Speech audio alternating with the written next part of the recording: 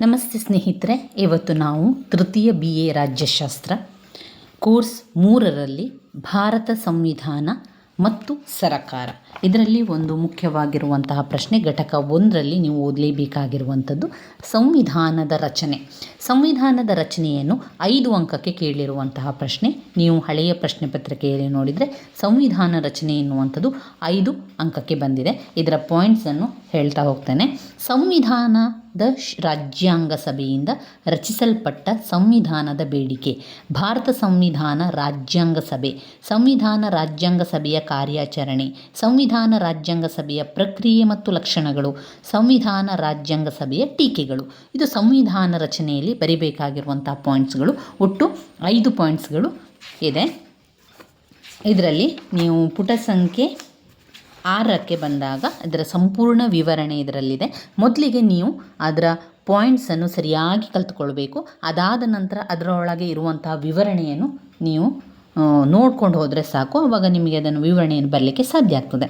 ಸಂವಿಧಾನದ ರಾಜ್ಯಾಂಗ ಸಭೆಯಿಂದಲೇ ಸಂವಿಧಾನವನ್ನು ರಚಿಸಬೇಕೆನ್ನುವಂಥ ಬೇಡಿಕೆಯಲ್ಲಿ ನಾವು ಅದನ್ನು ಸಂವಿಧಾನದ ಸಭೆ ಕೇವಲ ಪ್ರತಿನಿಧಿಗಳ ಸಭೆಯಾಗಿರದೆ ಬೇರೆಲ್ಲ ವಿಷಯಗಳನ್ನು ಒಳಗೊಂಡಿರುವಂಥದ್ದು. ಅದನ್ನು ಯಾವ ಸನ್ನಿವೇಶದಲ್ಲಿ ಅಸ್ತಿತ್ವಕ್ಕೆ ಬರ್ಬೋದು ಅಂತ 3 ಪಾಯಿಂಟ್ಸನ್ನು ತಗೊಳ್ಬೇಕು. ಎಲ್ಲಿ ದೊಡ್ಡ ಸಾಮಾಜಿಕ ಕ್ರಾಂತಿ ಆಗ್ತದೆ, ಆಗ ಎಲ್ಲಿ ಬಾಹ್ಯ ಆಳ್ವಿಕೆ ಕೊನೆಗೊಳ್ತದೆ, ಹಾಗೆ ಸಣ್ಣ ಸಣ್ಣ ರಾಜಕೀಯ ಪ್ರಾಂತ್ಯಗಳಿಂದ ರಾಷ್ಟ್ರವನ್ನು ರಚಿಸಬೇಕಾಗ್ತದೆ ಆವಾಗ ಅಂತ ನಾವು ಬರೀಬೇಕಾಗ್ತದೆ. ಇನ್ನು ಅದರಲ್ಲಿ ಕ್ರಿಪ್ಸ್ ಮಿಷನ್ ಮತ್ತು ಕ್ಯಾಬಿನೆಟ್ ಮಿಷನ್ ಯೋಜನೆ ಪಾಯಿಂಟ್ಸನ್ನು ತಗೊಳ್ಳಿ. 2ನೇ ಪಾಯಿಂಟ್ಸ್ ಭಾರತ ಸಂವಿಧಾನ ರಾಜ್ಯಾಂಗ ಸಭೆ ಸದಸ್ಯರ ಸಂಖ್ಯೆ ಮತ್ತು ಎಷ್ಟು ಸದಸ್ಯರ ಸಂಖ್ಯೆ ಇದೆ ಎನ್ನುವಂಥದ್ದನ್ನು ಬರ್ಕೊಳ್ಳಿ.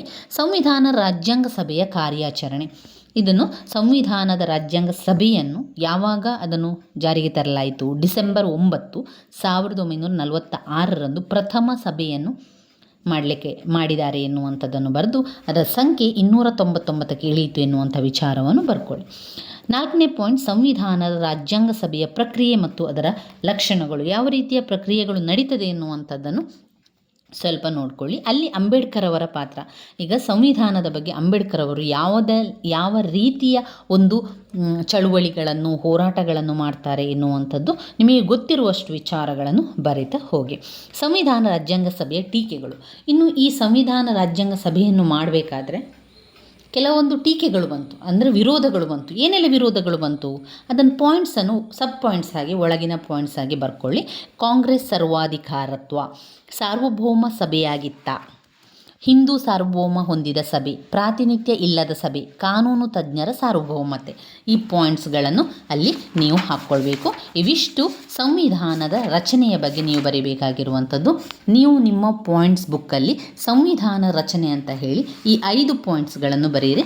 ನಂತರ ಈ ಪಾಯಿಂಟ್ಸ್ಗಳಿಗೆ ಸಬ್ ಪಾಯಿಂಟ್ಸ್ಗಳಿದ್ದಾಗ ಆ ಪಾಯಿಂಟ್ಸ್ಗಳನ್ನು ಬರೀರಿ. ಆರಂಭದಲ್ಲಿ ಫಸ್ಟಿನ ಪಾಯಿಂಟ್ಸ್ಗೆ 3 ಸಬ್ ಪಾಯಿಂಟ್ಸ್ಗಳು, ಸಂವಿಧಾನ ರಾಜ್ಯಾಂಗ ಸಭೆಗೆ ಸದಸ್ಯರ ಸಂಖ್ಯೆಗಳು, ನಂತರ ಟೀಕೆಗಳಲ್ಲಿ 5 ಸಬ್ ಪಾಯಿಂಟ್ಸ್ಗಳಿದೆ. ಆ ಪಾಯಿಂಟ್ಸ್ಗಳನ್ನು ಕೂಡ ನೀವು ಪಾಯಿಂಟ್ಸ್ ಬುಕ್ಕಲ್ಲಿ ಬರೆದ್ರಾಯಿತು. ಮುಂದಿನ ವಿಡಿಯೋದಲ್ಲಿ ನಾವು ಸಂವಿಧಾನದ ಲಕ್ಷಣಗಳ ಬಗ್ಗೆ ತಿಳ್ಕೊಳ್ಳುವ. ಸ್ನೇಹಿತರೆ, ನನ್ನ ವೀಡಿಯೋಸ್ ಎಲ್ಲ ನಿಮಗೆ ಇಷ್ಟ ಆಗಿದ್ದರೆ ಲೈಕ್ ಕೊಡಿ, ಶೇರ್ ಮಾಡಿ, ಸಬ್ಸ್ಕ್ರೈಬ್ ಮಾಡಲಿಕ್ಕೆ ಮರಿಬೇಡಿ. ಧನ್ಯವಾದಗಳು.